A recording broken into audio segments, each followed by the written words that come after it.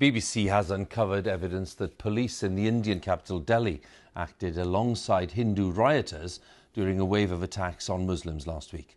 The death toll in the religious violence has now risen to 46, the deadliest in more than 3 decades. India's Hindu nationalist government is coming under increasing pressure as allegations of police complicity in the clashes continue to emerge. The BBC's Yogit Alime has sent this report. There are some distressing images in it. They're meant to protect all of India's people. But here, the police are seen with Hindus throwing stones towards Muslims. Videos like these have been emerging since the violence last week. We went to the street where the footage was filmed, a predominantly Hindu one. Himanshu Rathore described how the police helped them.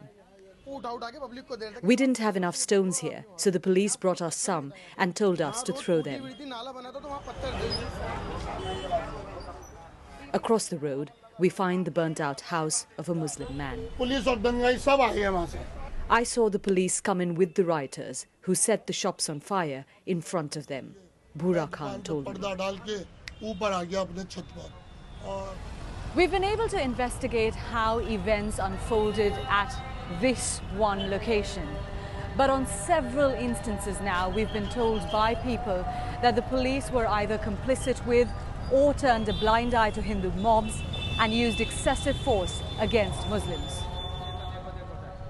This Muslim man was beaten to death by the police. Faizan was 23.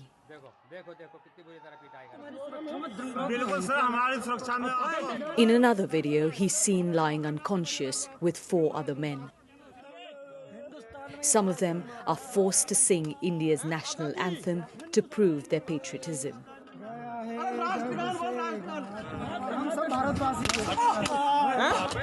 We're Indians like you are, the men plead.